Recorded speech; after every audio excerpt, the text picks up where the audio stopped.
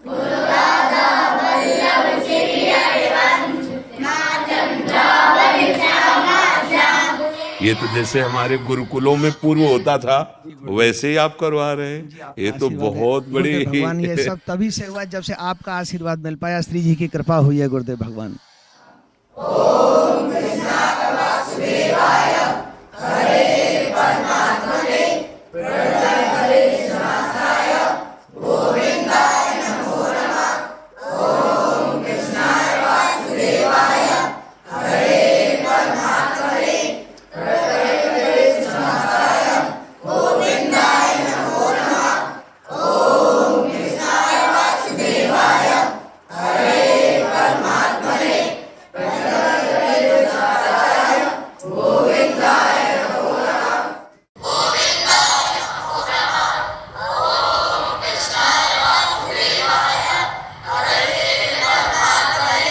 ये तो बहुत अमृत में, बहुत अमृत में, बहुत अमृत।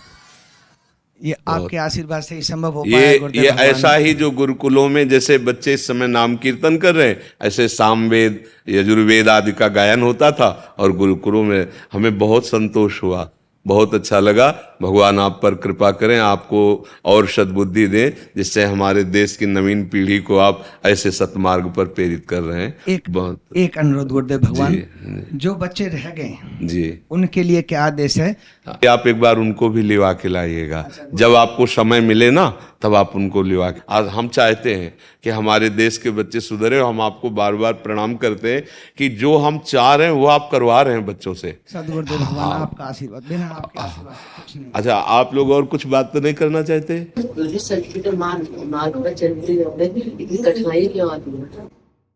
बच्चा, मार्ग कठिन कायर पुरुष को लगता है, बलवान को नहीं लगता। तुम कायर मत बनो। किसी भी कार्य को करने के लिए अगर हमारे हृदय में उत्साह है तो उत्साह हर कठिनाई को रौंद देगा। और अगर हम ऐसे सोचेंगे कि किसी भी कार्य में कठिनाई इतनी क्यों आती है, तो आप हमको ऐसा कोई कार्य बताओ जिसमें कठिनाई ना आती हो। कोई ऐसा कार्य है जिसमें कठिनाई ना आती हो? आप गलत मार्ग में जाओगे तो कठिनाई नहीं है क्या? सोचो, अगर चोरी की तो चोरी करना कितना उसके लिए दुखदाई होगा। वो पकड़ा जाएगा, बेइज्जती होगी, अपमान होगा, लेकिन वो ठान लेता है तो करता है ना। तो जो असत मार्ग में जाते हैं तो क्या उनको कठिनाई नहीं पड़ती क्या? तो सत मार्ग में चलने के लिए, धर्म मार्ग में चलने के लिए अगर कठिनता मिल रही है तो हमको बलवान बनाने के लिए रखा जाता है। देखो, स्कूल में फर्स्ट कौन आता है? जो बहुत पढ़ाई करता है। आर्मी में कौन अच्छा कमांडो बनता है? जो अच्छी दौड़, अच्छी कूद कर लेता है। तो इसको कठिनाई नहीं, इसको योग्यता समझते हैं। हमारे सामने जो कठिनाई रखी जाती है, हमें योग्य बनाने के लिए रखा जाता है। समझ रहे ना आप? धन्यवाद प्रभु, बहुत सुंदर, बहुत सुंदर। ऐसी सद्भावना विशेष रूप से बच्चों में फैले। हाँ, बहुत सुंदर।